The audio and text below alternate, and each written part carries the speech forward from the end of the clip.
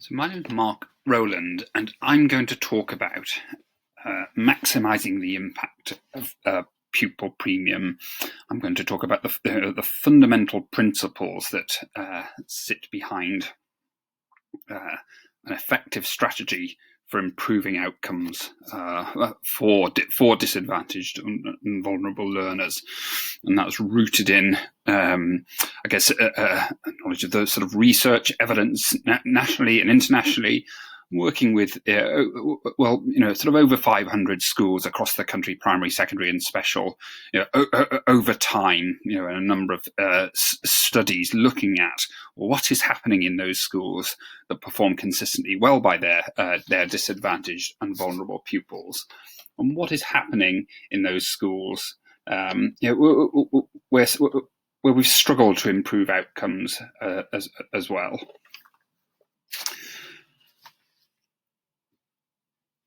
Pupil Premium has not had the impact perhaps that we'd have liked it to have, and I think there are a number of reasons for that. Firstly, I think that that investment in children from the least fortunate backgrounds has sometimes been it's been launched against a backdrop of austerity, social care budget cuts, local authority sort of budget cuts, and I think some of those things have been negated against the impact of that. So we've seen more and more things lying at the doorstep of schools. Housing, social, emotional, mental health provision in the community.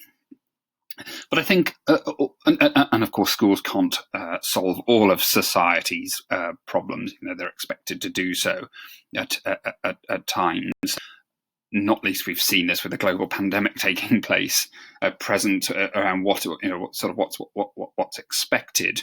But anyway, I think it's really, really important that when we're designing, when we're planning and implementing our Pupil Premium strategy, that we focus on what's in our gift and what we can control. And primarily that is about what happens in the classroom. That's where they have the greatest level of influence. That's where we have the most control over what happens. And of course, what I'd argue really, really strongly is that getting it right in the classroom is fundamental to a successful strategy.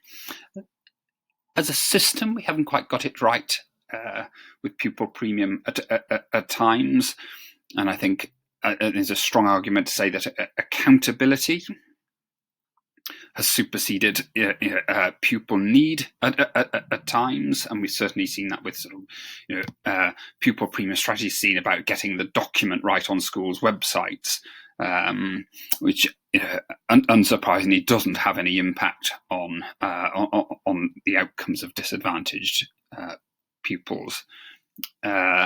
Also, I think sometimes we've focused too much on things that are easy to evidence that we've done, rather than things that we know will really, really make a difference to pupils and their outcomes. Again, I'll talk about that through the talk. Sometimes we've focused too much on the label, been driven by the label Pupil Premium, and not enough on the needs of pupils. And I'll come back to that theme through the talk as well.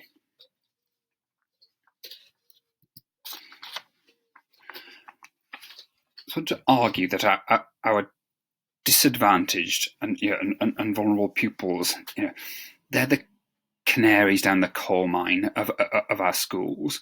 What I mean by that is that when we get things wrong, they're the pupils that come off worse. And again, we see this with the global pandemic at the moment, that actually most disadvantaged pupils are going to disproportionately be impacted by schools closures, online learning, all of those kinds of things.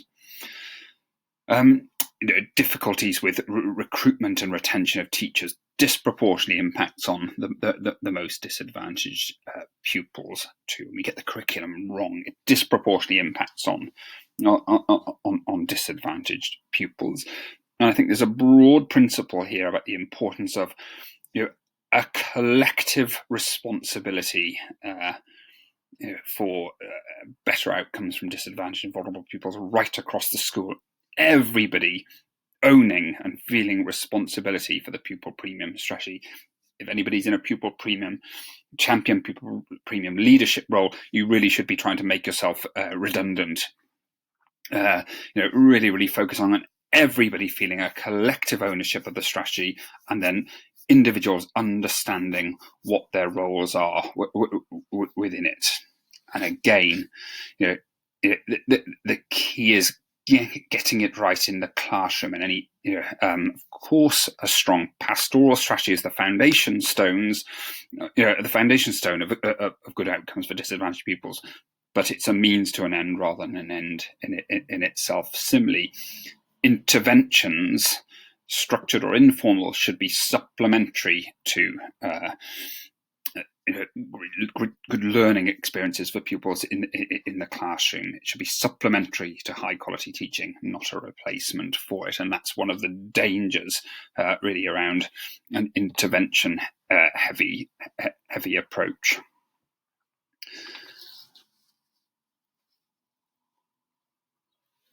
I think there's a really interesting question to link to that point around interventions, around curriculum equity. And what I mean by that is that if we're not careful, our children from the least fortunate backgrounds, with the least broad vistas, with the narrowest experiences outside of school, with more limited access to high quality early years provision, less exposure to language, less exposure to talk, less exposure to number, less exposure to social, financial, cultural capital. If we're not careful, those children then get the narrowest experiences in school. The children with the most broad vistas get the broadest curricular experiences. And so there we see the Matthew effect in action. Essentially the rich get richer and the poor get poorer in terms of their knowledge. And I think that's a really difficult balance. It's a sort of tightrope to tread, not least because all of our pupils deserve the dignity of being numerate and literate when they finish school. But I think it's a really, really important point, and something that we need to be careful about is that pupils are in an endless cycle of intervention, and we become reliant on that. Those pupils get the narrowest curriculum experience in school. And that sort of background knowledge, those wider experiences, often cited to me as around one of the reasons why disadvantaged pupils do less well in school. What I really, really want to argue is that the key to success here is giving our teaching and learning staff the capacity, the expertise, the support, the professional development, the knowledge to be able to meet the needs of our disadvantaged pupils. And to that end, Pupil Premium strategy must not it must focus on need, not labels. And teacher agency is really, really critical to nothing more likely to create cynicism and initiative fatigue. Launching lots of strategies because other schools are doing them, because they've worked sort of in another school, and launching multiple initiatives at once in this sort of desperation to improve outcomes, rather getting teachers buy-in and ensuring they understand the purpose and how that might relate, to their subject specialisms of older pupils too.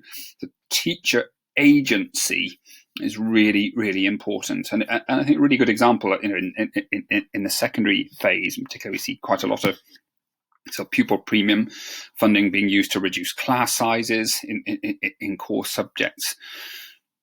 But I'd argue a small reduction in class size on its own is unlikely to see a causal impact on pupil attainment in Key Stage 4. That's not to argue against smaller class sizes, but we really needed to define what is going to be different for those pupils in those lessons, and how do we know that's the case so we can hold ourselves to account for it. But teachers need to be part of that conversation. It should be done with, not to, so that we feel a collective sort of a sense of what we're trying to do. What's really important alongside that is the need for a long-term approach. I'd argue that 2 to 3 years, is exactly where we want to start, and DFE reforms around this are really positive about doing a small number of things really well around teaching and learning, academic intervention, and then wider approaches.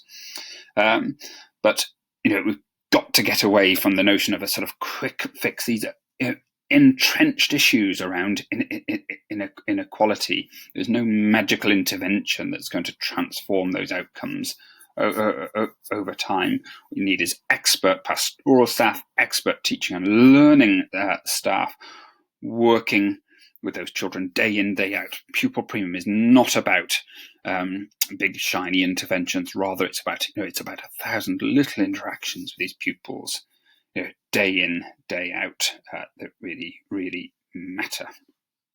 And I think, just to come, it's 1,000 little interactions rooted in high expectations. High expectations is a process, not an event. Good relationships, and planning for participation. Pupils experiencing success in their lessons, sort of day in, day out. That is what makes the difference for our disadvantaged and vulnerable pupils, that sense of belonging and participation and experiencing success with challenging tasks. And I just to sort of reiterate and labour the point around labels again. Pupil Premium as a label tells us very little about children as individuals. It tells us they've been eligible for free school meals once in the last 6 years. We need to be driven by pupil need, not label, and all the the unconscious biases that come with that. And one of the DFE sort of positive reforms was that it's that of course we're accountable for those pupils that are ever 6, but disadvantaged looks slightly different in all school communities, and it's for schools to determine how they use that Pupil Premium funding, because actually there will be some disadvantaged pupils that don't come with that label. The ever 6 measure is not necessarily the best proxy for socioeconomic disadvantage, but it's one that's manageable in terms of our education system. What's really important, I think, is to look at, in particular, is at free school meals, and in particular, pupils that have been free school meals over an extended period of time, because I think they're some of our most at-risk pupils, but also those that, also pupils that are highly mobile, also as a sort of as intimated a little bit earlier, there are some pupils that don't come with Pupil Premium eligibility that are highly disadvantaged too. And as leaders and teachers, we need to be driven by their needs, not just simplistic labels.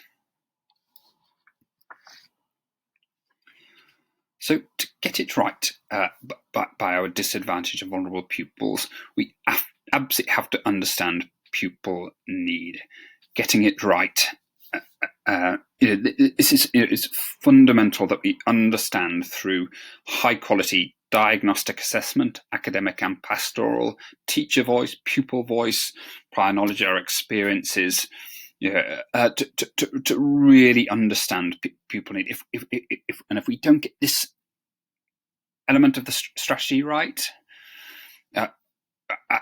our Pupil Premium approach tends to be a bit Jackson Pollock, just sort of throwing things everywhere and hoping that a structure will emerge, and we end up adding more and more things in, and despite all our efforts, we just don't see the impact on pupils that we'd like. Poorly identified need leads to poorly identified activity, leads to poorly to limited impact, I'd argue. and the more things that we try and do, that usually is an indication of that we haven't properly identified what pupil need is. And again, we need a common understanding of what the issues that we're trying to address right across the schools, so that everybody feels an ownership of that. Cook Spinney School in Harlow in Essex, part of Burtmill Academy Trust, Neil Syrup, the head there, focus on sort of vocabulary and language, word curiosity. Everybody owns the strategy there, with it midday supervisors around talk, to what's happening in the classroom day in, day out, and they have a systematic approach to developing children's language vocabulary right the way through school. Everything focuses on that, and it benefits all pupils, but disproportionately has an impact on those from the least fortunate backgrounds. If we don't understand, and it's really, Harper Lee's there on this slide, that brilliant line in the book, to truly understand a person, you have to get inside their skin and walk around for a little while. What's it like to be a member of our school community as a disadvantaged young person? And to really have an understanding of that. And I think these sort of issues, these barriers to learning that they're sometimes described at, fit broadly into these three categories around pupils and families. So those things might be about vocabulary, oral language, self-regulation of cognition and emotion, self-confidence, dispositions towards learning, relationships with other adults and their peers, just the impact of poverty over time and access to resources, transport, gaps in learning because of poor attendance, health and well-being, social isolation. I think background knowledge it is fundamental to this, because that gives you confidence. It enables you to participate and be involved and be confident about being involved in the learning more with that background. That background knowledge. I also think there's something around the sort of joy of tests too, around that sense of experiencing challenge and practicing, and the adult sort of affirmation of joy of being put through challenging tests like swimming lessons on a Saturday morning, gymnastics, balance beam, those kinds of things, times tables tests in the car. I'm not saying those things don't happen for our disadvantaged pupils, but we know that our children from more fortunate backgrounds experience those kinds of things more frequently.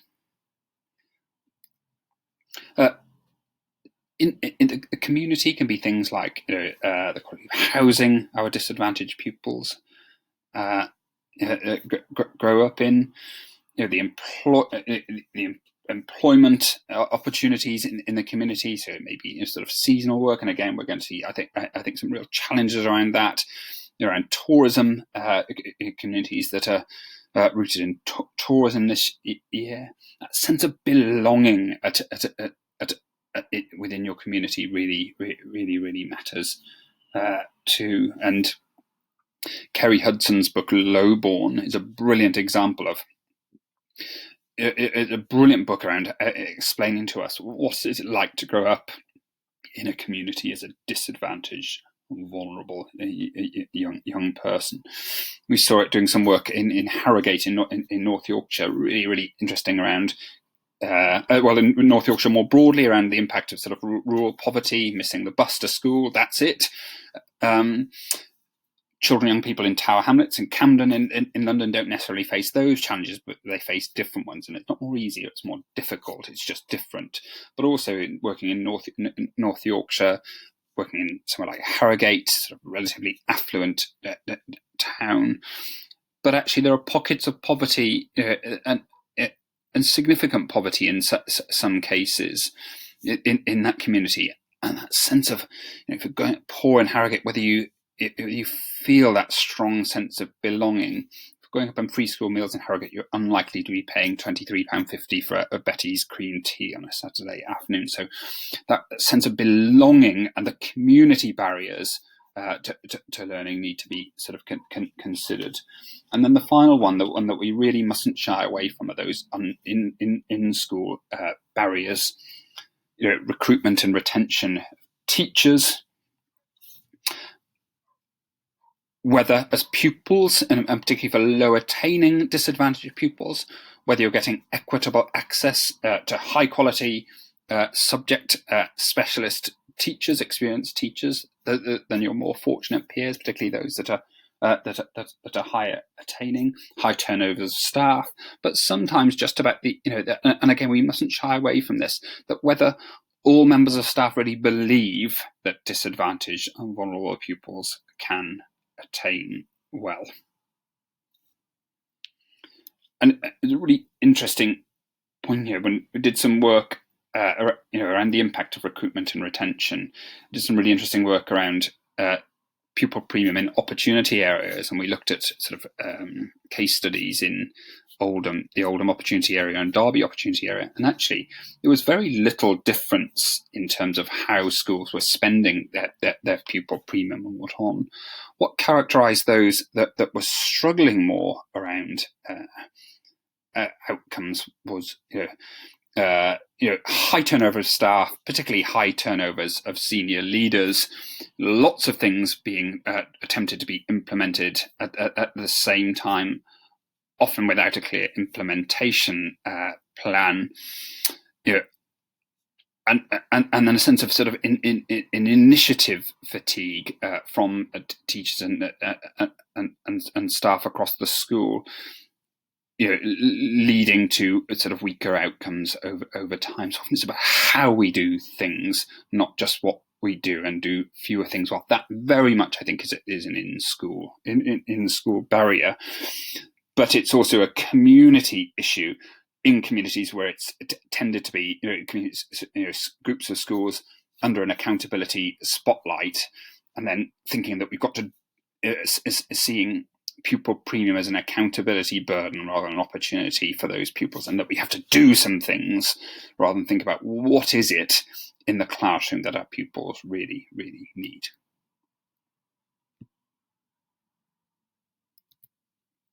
And if we don't have that nuanced understanding of pupil need, we end up with the supermarket sweep approach to pupil premium, trying to grab hold of interventions, hope that they might have the impact that we're looking for. So the key question here is, what are those key issues to address, that we need to address to raise the attainment of our disadvantaged and vulnerable pupils in subject areas in your school. They may be pastoral as well, of course, but be really, really specific. Academic outcomes in terms of attainment, they're not issues or barriers, they're symptoms of barriers. Be really, really wary of generalizations like I've said in the slide, poor literacy.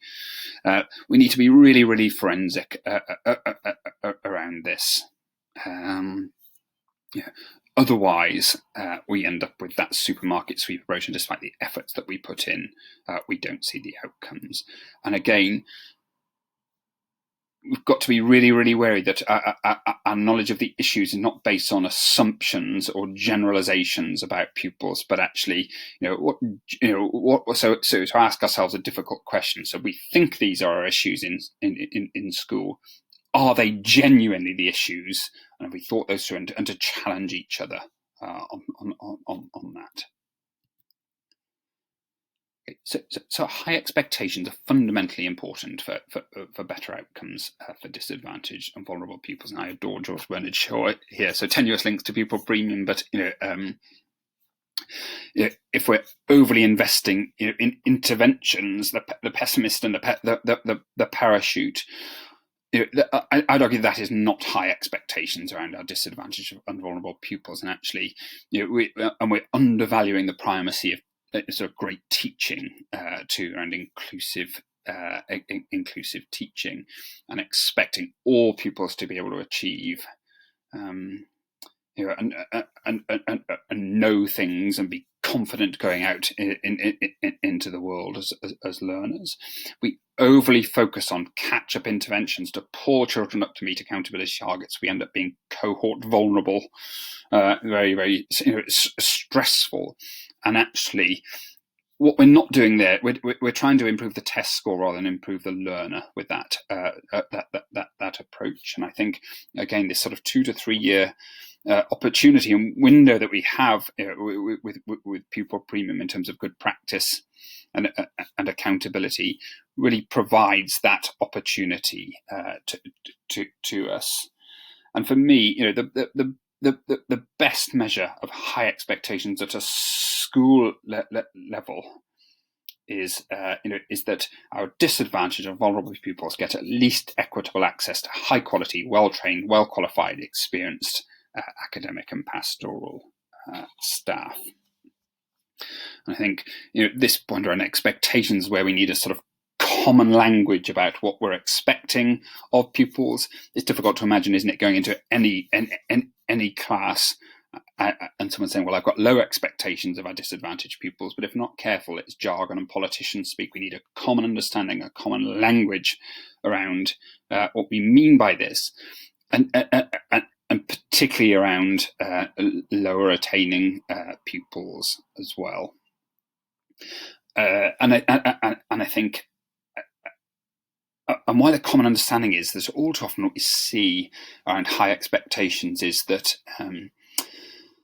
this being, I guess, misunderstood, particularly around pupils being expected to work independently before they've been taught the key knowledge and background knowledge they need to be able to access the task. And people can't be independent. And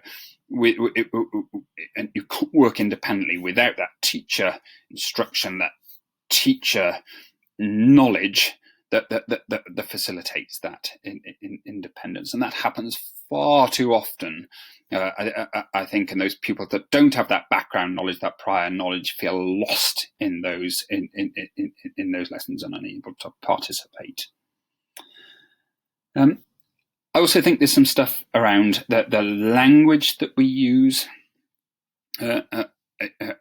around disadvantaged and vulnerable pupils, and particularly those that are in the secondary phase or even in the primary phase in lower sets or lower groups. And pupils are very much aware of this from a very young age. And this is not about not setting or and making that a binary, but rather that if we are going to group pupils, that we adopt the best practice that came out of Professor Becky Francis's grouping study at the University College London Institute of Education. I'd certainly point you towards that research. But also, I think there's a really, really, a fundamental point around this, that we explain to pupils why we're grouping them in the way that we do. Because if we're not, pupils assume it's that that they're not very clever, or they're there for behavioural issues. And I think we make some fundamental mistake. I mean, I've certainly heard on numerous occasions pupils being told, you better do well in this test, otherwise you'll be in a lower set next time, as if that's a punishment, rather than a way that we can adapt our teaching and only to be able to meet pupil need. So talking with pupils and explaining those things, are fundamental, particularly if we're identifying self-esteem, self-confidence, those kinds of things as an issue. But the other point around sort of expectations and labels is, in particular, is about labeling pupils' low ability. And I think it's really, really important that we and Ofsted legitimise this kind of sort of labelling of pupils in the reports. I think really, if I was in charge of the world, I'd ban this from our education system, because it's not benign. It's around subconscious bias, that when we label pupils low ability, we expect them to contribute in class less, we expect them to speak less, we expect them to write less, we expect them to be involved in discussions. And actually, we're not talking about, there's a great study which I'm going to share at the end of this presentation that shows that when we label children in that way in mathematics, it has a causal impact on their intrinsic motivation in that subject. So it's not benign. we have to believe that we can get better at this issue, because if we don't, what we start to do is to blame pupils and their families. And we're not talking about low ability anyway, are we? What we're talking about is about prior attainment based on fewer experiences outside of school, fewer conversations. I'm generalizing here. Less exposure to language, less exposure to conversations, less exposure to sort of enrichment, all of those things that impact, and there's a great study, again, which I'm going to share a little bit later, Walfogel and Washbrook, around early childhood poverty and childhood poverty and early cognitive development. So we are not talking about ability. Really, really important that we're sort of clear about that, because it can impact on our expectations.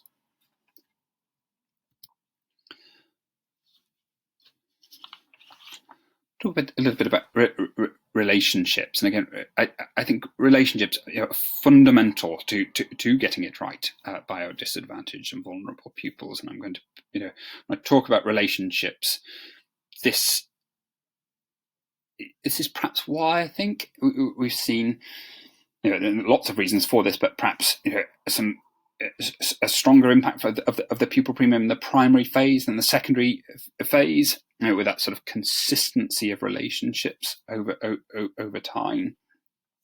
That's again a big generalization, but I think when we talk about relationships, we're not talking about being mates with people.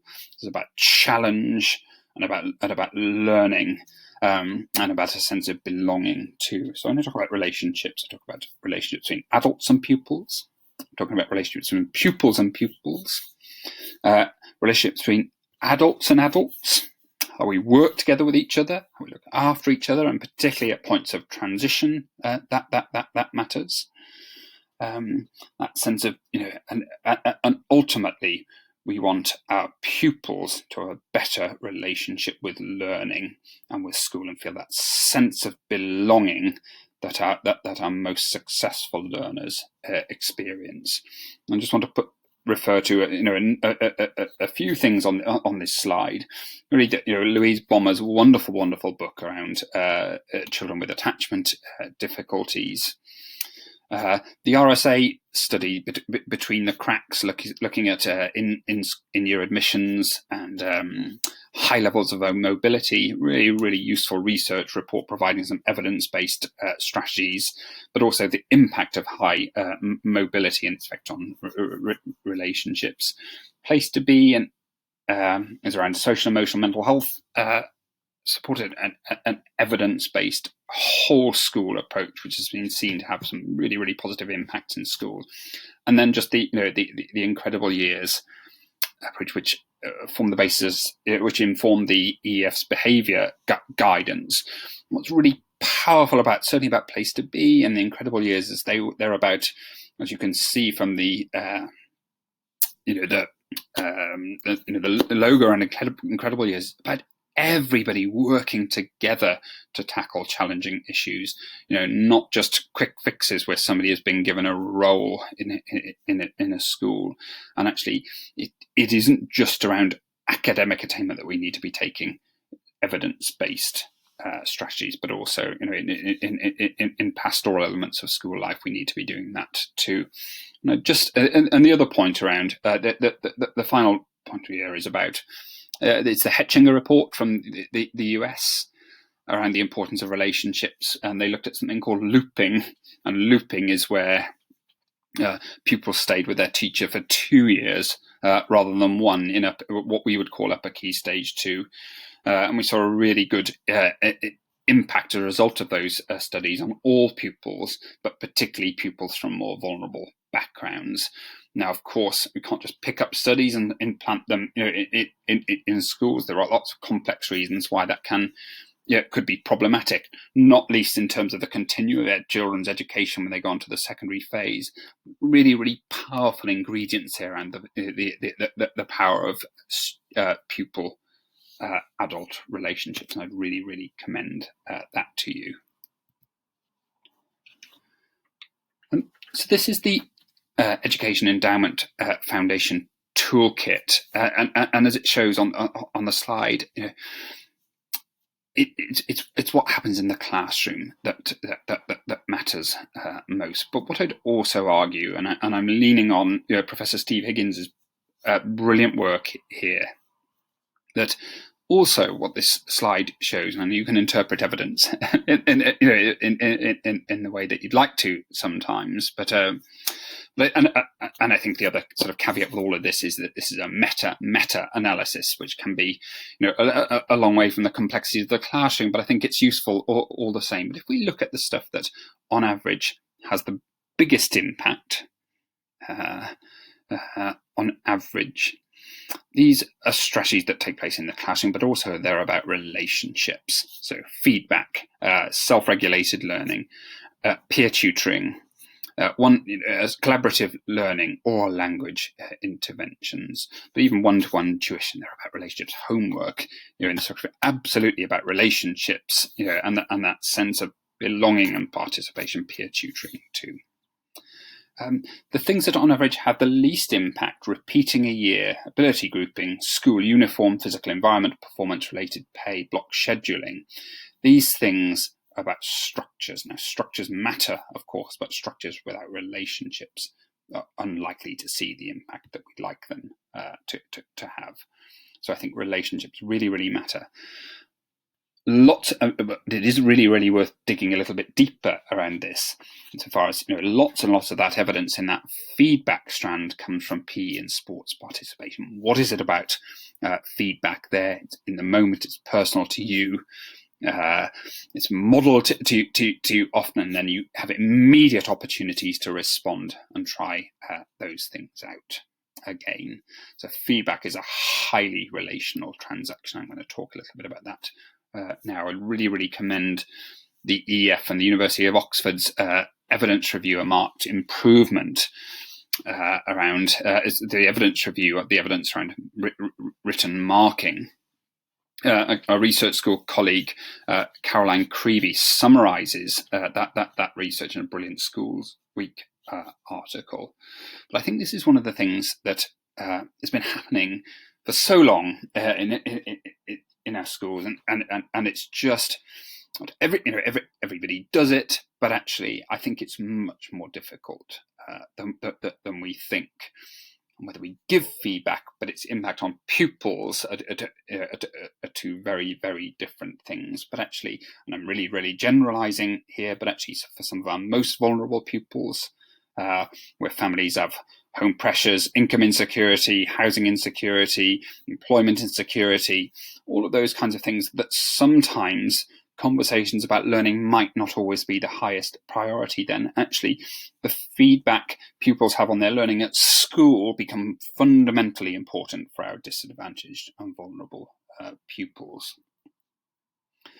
So it's much, much, much more complex than just simply marking the books of disadvantaged pupils first, because actually feedback is all about relationships. And if we're not careful, feedback can become a gap widener. If you think about some of our most successful pupils, that are performing well at school, they'll be seeking out and asking for feedback all the time, producing extra work, and receiving and taking on board feedback, I'd argue, requires high levels of self-confidence, self-esteem, and that belief that you can improve at what you're doing. And Graham Nuttall, I guess, synthesized all of this in his wonderful, wonderful, wonderful book.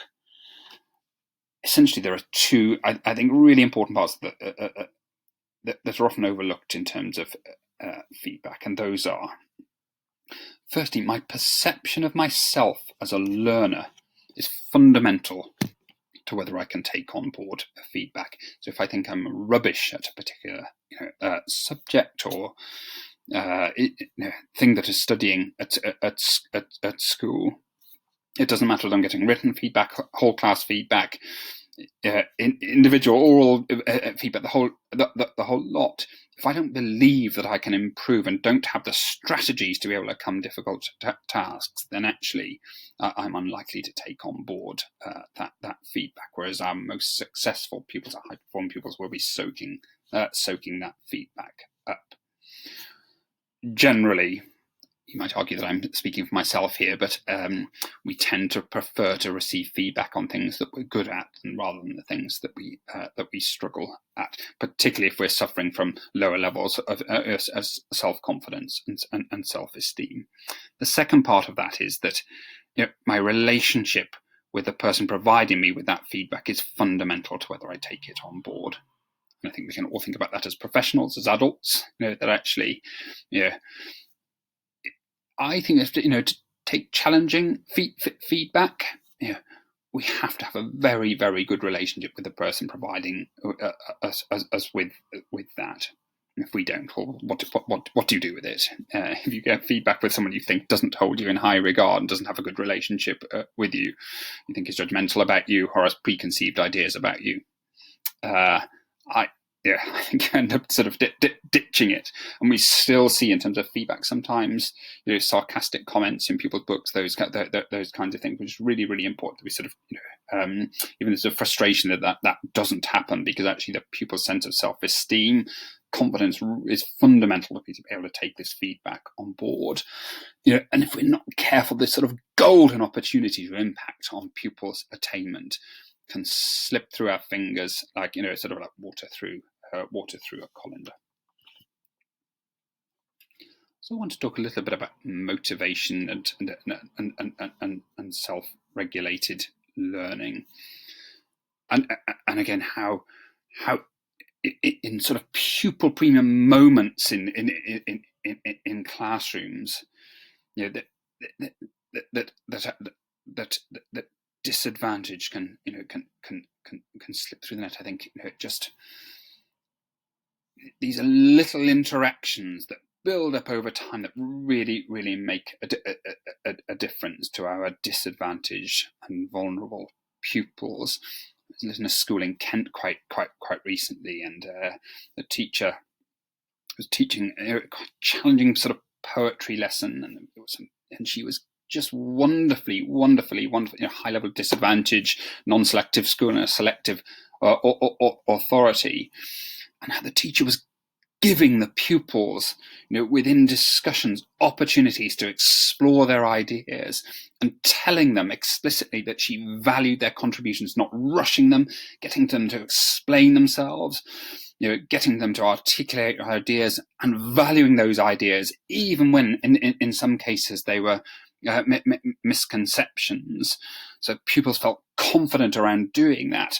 And so that wonderful thing around sort of great teaching that she saw with her eyes in the back of her head, that pupils were beginning to put their hands down whilst the teacher was, teasing out this explanation from a pupil, and said to them, "No, keep your hands up. I'm valuing your opinions on these things. I want to hear what you've got to say." Those are pupil premium moments for me. Modelling, scaffolding, intervening to make pupils feel supported. Scaffolding up so that all pupils can reach the same destination. These things impact on pupils' motivation, their perception of themselves. Lots and lots of conversations with pupils around sort of motivation. I had one quite recently. We were talking to some students, and despite sort of plethora of learning pit posters around the school, interviewed some sort of key stage 2 pupils, and every single one of them said, well, when I find things difficult, I put my hand up and I wait for the teacher. In some cases, there'll be desktop truancy. Pupils just keep their head down and hope they won't be noticed, opting out of the learning. In other cases, pupils take a much more combustible approach to avoiding the learning. So motivation and literacy, I think really are sort of goal, and relationships really are sort of golden tickets around disadvantage. I was in a primary school in the southwest, and it was during Black History Month. The teacher put up a picture of Rosa Parks on the board, and it was sort of, I guess, a golden pupil premium moment missed here. The teacher sort of put up a photo and said, "Does anybody know who this is?" And a pupil put their hand up and just gave this most wonderful biography really of Rosa Parks. Talked about who she was, what she did, why she chose to do what she did, what happened to her afterwards.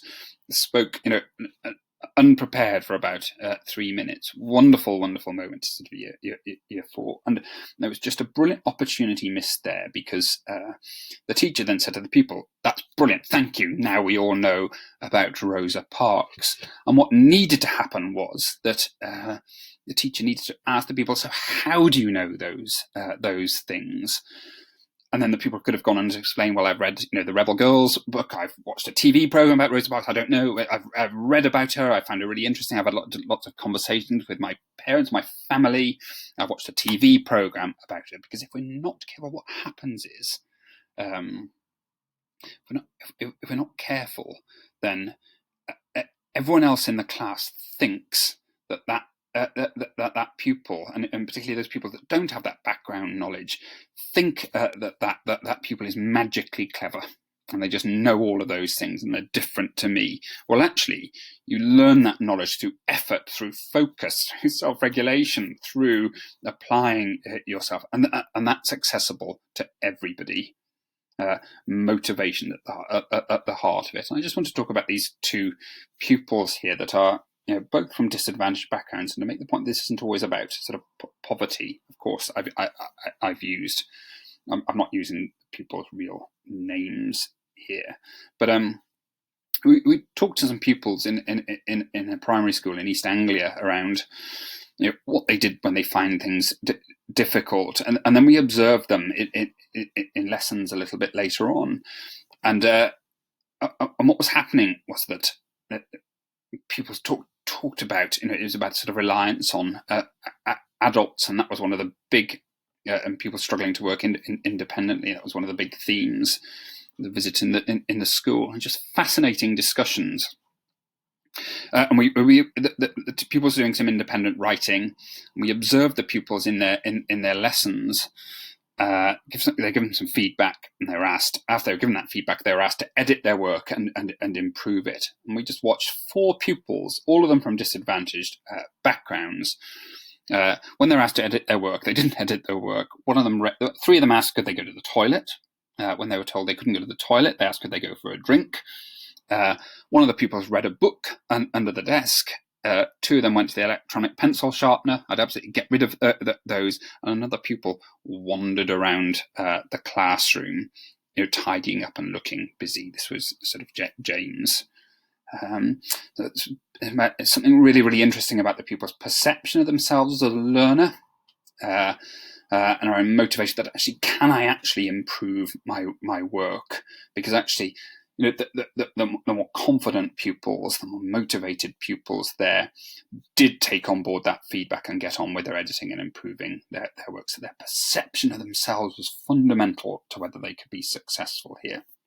Miriam, again, not the pupil's name, was a secondary age pupil down in the southwest, and we asked her about, and she was a former refugee, and we asked her as part of a group discussion, what do you do when you find things difficult? And she said, well, I find English most difficult. That's the subject I find most difficult. So ahead of my lessons, I go and seek out my teacher, find out what we're going to be doing the next day. We're studying Oliver Twist at the moment. I find out what we're going to be doing the next day, and I prepare the evening before the lesson.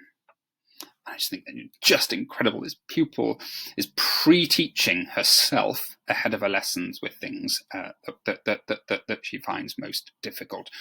So this is not necessarily about poverty and disadvantage. It's something much, much more complex than that, around pupils' understanding and perception of themselves as whether they can improve as learners. I'd argue that's fundamental to getting it right. And I think we just need all of our pupils to be Miriam, don't we? And then we've got we're halfway there.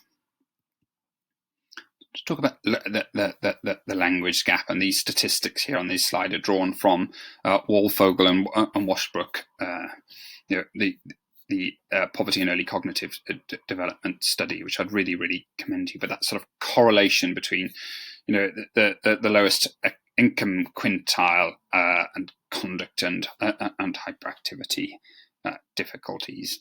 I'd argue the language gap, coupled with a social isolation gap, is the attainment gap. And I think you can't tackle these issues with an intervention. Every moment needs to be a language moment in school. And again, I'd say Neil Surratt's work around this at Cook's Spinney School in Harlow is a brilliant model. There's some superb resources around this, not least Alex's wonderful book, Closing the Vocabulary Gap. Isabel Beck and her colleagues, that wonderful, again, book, Bringing Words to Life. And Stephen Parsons and colleagues' work around word aware, a whole school approach to teaching vocabulary every day across the curriculum. Beck's work is brilliantly summarised in this Chartered College article around what does evidence-based vocabulary instruction look like that impacts on pupil outcomes, and I'd really commend that to you.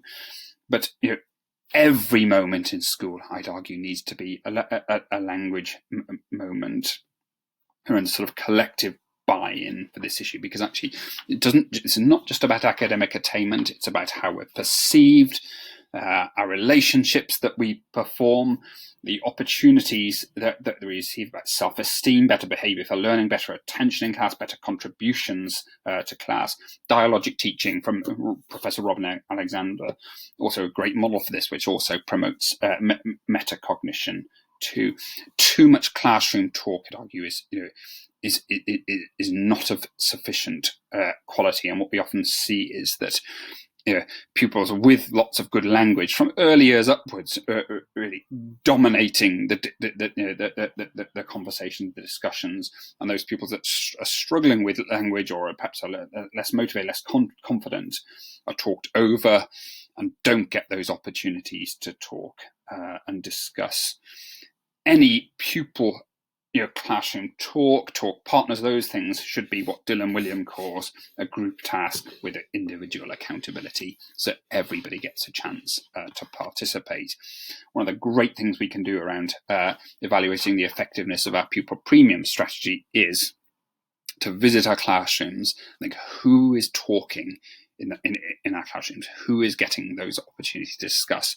Is it those with the most language already? And again, otherwise we see the Matthew effect in action in our classrooms.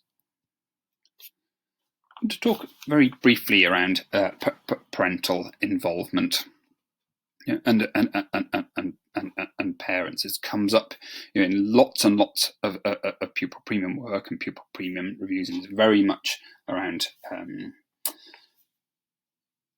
it's a common theme. And I think it's interesting evidence. The EF just recently produced the Parental Engagement Guide, and this review of best practice parental engagement from back from 2010 is excellent. It's still available on the DFE website. It comes up in lots and lots of visits, and what we still see, unfortunately, is I think negative and judgmental language being used around parents of some of our families from the least fortunate backgrounds at all. Often not being rooted in generalizations and judgments rather than evidence. Growing up on very low incomes and bring up a family on very low incomes is exceptionally difficult. Again, sort of income insecurity, housing insecurity, employment insecurity, running through your life like just I guess writing through a stick of rock, and that is challenging. And actually, and we don't always make the best choices at times too, and particularly when we're feeling under stress and finding life difficult. Jim Davis from the Children's Society points out it doesn't matter what we think about the parenting of children. It's not the children's faults. We need to decouple those things. And this brilliant study from the University of Missouri sort of picks out how, where teachers have negative perceptions of parents, how that can have a causal impact on pupils' education over time and those sort of interactions. This is hard, but I think it's one of the most effective things that we can do around sort of parental involvement is try is to hold all families in high regard. And sometimes around pupil premium review, we see a lot of blaming families rather than thinking what could we do better in school.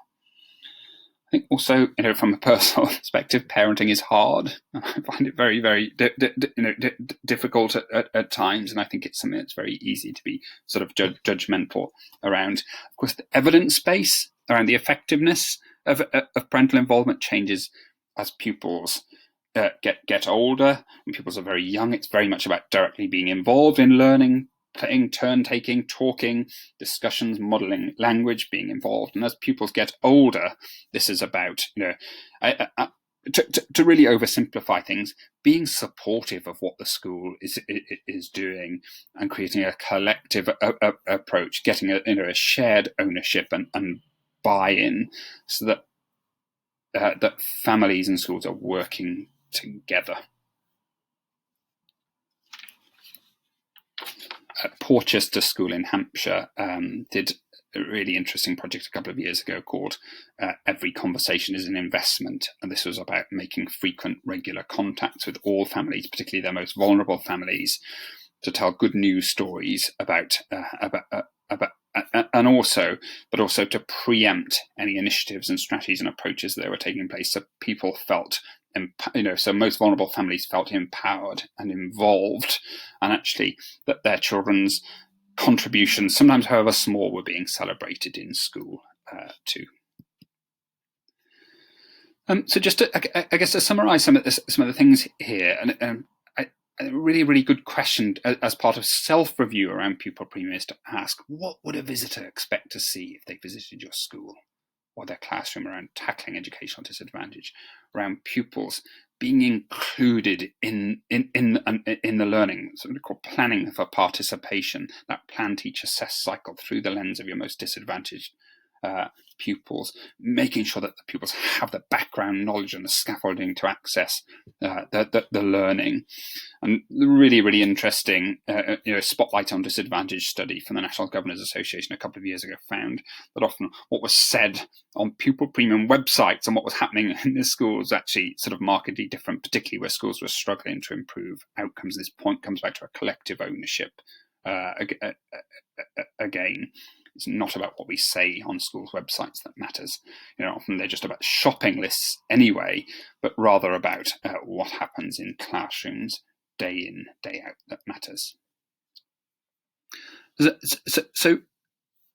So research evidence, and being research informed is fundamental to an effective pupil premium strategy. Research evidence suffers from two biases that we need to be aware of. One of them is confirmation bias. So, and Professor Jonathan Sharples talks about this around how, if you've got an education view or an opinion about something, I can find you a study that says that's true. It might be a very small and shakily designed one, but it exists. So if you're just looking for a study to back up a preformed opinion, you will find one. That isn't being research informed.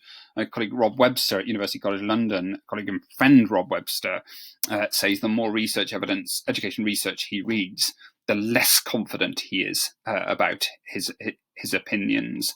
And I think I think that's absolutely right. That shows we're using research in the way that we're meant to have. The second is around publication bias, and that's about studies that show positive effect sizes are more likely to be published with a fanfare than those that are not. So it's why, if we choose an approach, we can't just go onto the EF toolkit and cherry pick a bit of evidence to justify a decision that we've taken.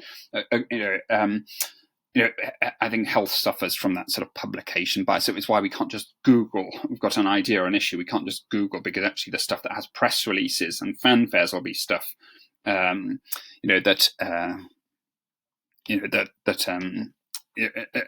has tended to show a positive effect size. So a great example of sort of confirmation bias was a study at the end of last summer that showed that eating bacon wasn't bad for you after all. And I remember there's lots of people ringing in the radio saying, I told you everybody's a snowflake, and I eat loads of bacon from now on, conveniently ignoring the 39 other studies that showed that it really was problematic. And to do that. So we need to be wary of our sort of biases around sort of research evidence. It's about a critical engagement to challenge your thinking. I just want to talk, a couple of examples, of this, and about being wary of headlines too. So there's a number of studies here which I think underpin a lot of what I've talked about. But I just want to share this first one with you. The one for this is the Millennium Cohort study. Reading for pleasure improves children's vocabulary, and it's a really, really interesting study that shows that if children do read well and read frequently, then they can overcome that vocabulary gap that's associated with that correlates with socioeconomic disadvantage in their early years. But the headline is really, really problematic for me here, because actually the way we read for pleasure, so we won't just say put in place reading for pleasure programs and hope that's going to improve children's vocabulary, because if I'm a struggling reader, if I find reading really, really difficult, I'm unlikely to read for pleasure. So the most effective reading for pleasure strategy is to effectively teach the children to read well. So essentially, the reading for pleasure is a byproduct of high quality reading instruction. And I think that simplistic headline can take us down the wrong path. So it's need to go beyond the headline. We talked about this at various conferences, but actually, I can't play golf. I could throw a golf ball further than I could hit it with a stick, a club. So if you bought me a nice set of golf clubs and a golf club membership and a funny glove, I'm unlikely to play golf for pleasure. But if someone instructs me and coaches me over a year, I may start to enjoy that a little bit more, and I'll play it more, and I'll get better and better and better. So the issue here is that high quality reading instruction, which leads into reading for pleasure, because I'm better at reading, will improve children's vocabulary. So it takes time and it's hard, but that investment, again, there aren't many golden tickets around socioeconomic disadvantage and tackling the attainment gap, but actually, children's vocabulary, reading, language literacy, is a pretty good bet. Okay, yeah, I think these links are really, really helpful to understand socioeconomic disadvantage and some of the things that we can do to support pupils more effectively and being research informed.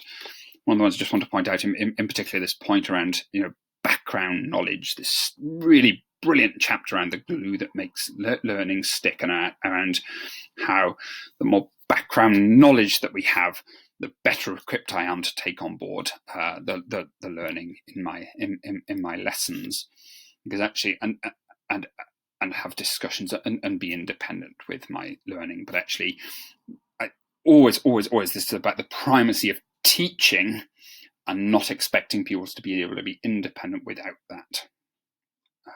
So you can't, for example, in a classroom, it's very, very difficult to research and find out about something that you don't know, you don't have any background knowledge about.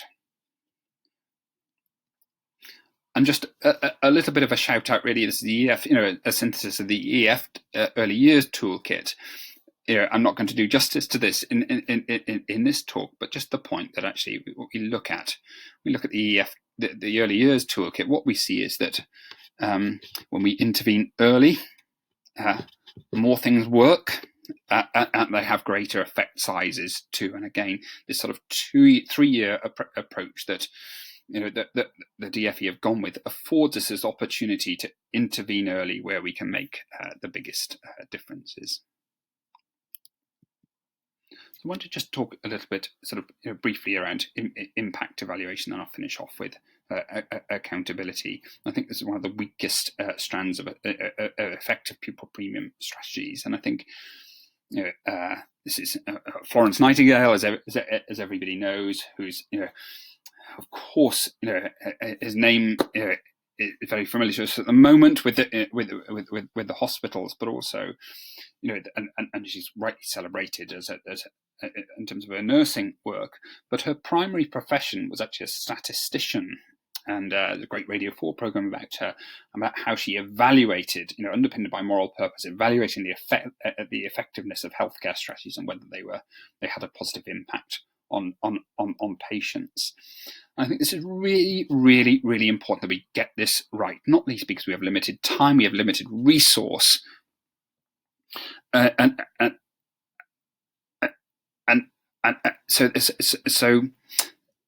so impact evaluation becomes a critical element of an effective strategy. What it also does is enables us to stop and de-implement things that are not working well, and that helps with initiative fatigue and buy-in. Impact evaluation is not about proving you've been successful. It's about finding out whether we've been successful and in what circumstances. If we go down the route of proving to ourselves that we've been successful, we'll find a way of doing so. A couple of months ago, I was running the Jersey Marathon. I've been working on Pupil Premium in Jersey Jersey Pupil Premium for a number of years.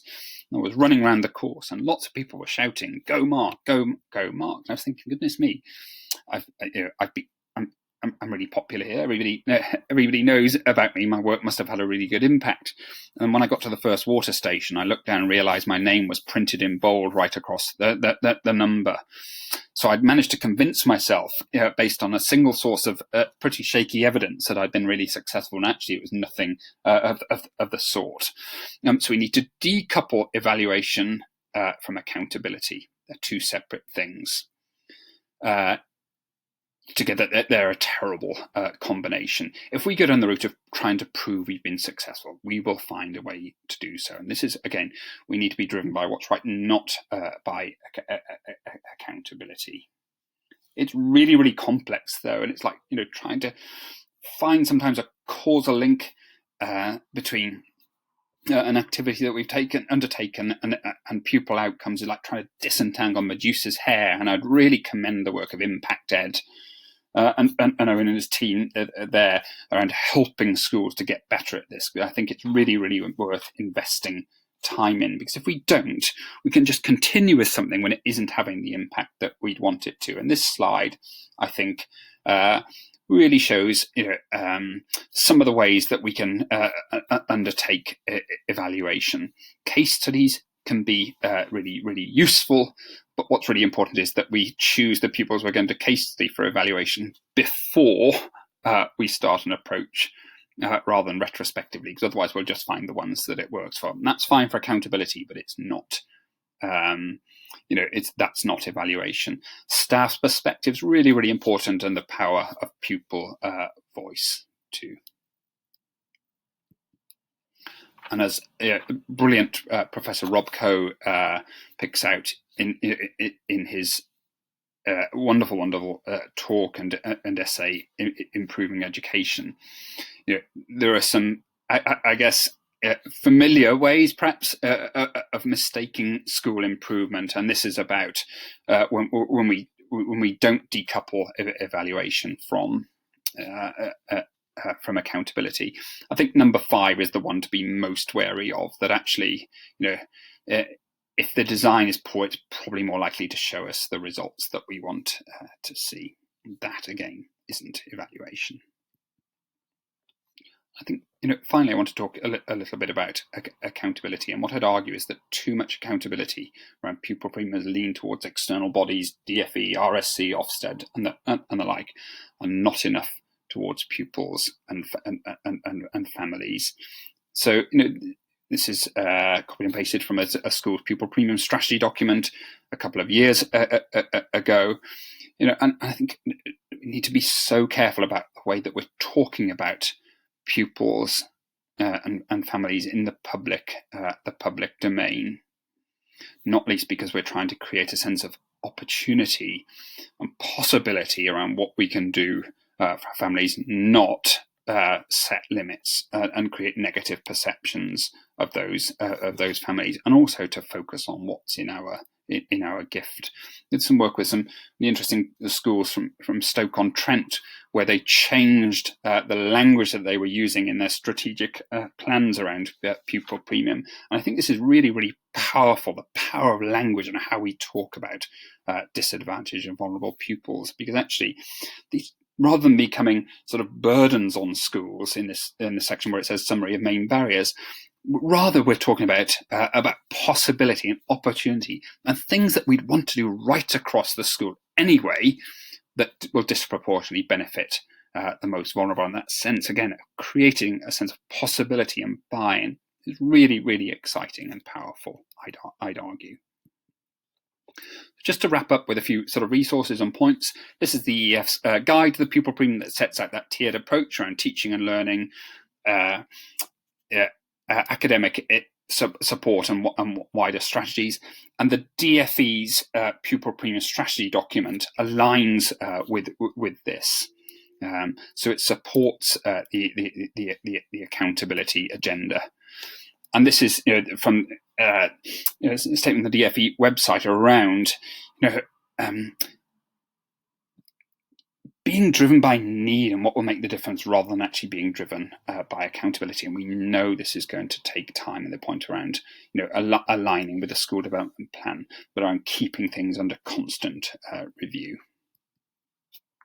And you can access the EF's guide and also some the Pupil Premium templates and some worked examples as well, which may support schools. So just to finish off, I think just some do's and don'ts around Pupil Premium and tackling disadvantage. I think I've laboured this point a few times through the talk. See it as an opportunity rather than accountability burden. Be driven by need. Empower teachers. Focus on what's happening in the classrooms. Use the EF's Families of Schools database to benchmark against similar schools and to find out what have they been doing. Evaluate whether you've been successful, not try to prove that you have, and try to get governors but also teachers involved in the development of the evaluation framework, so there's a common understanding of what we're trying to achieve. In terms of don't label, don't isolate, don't use negative language.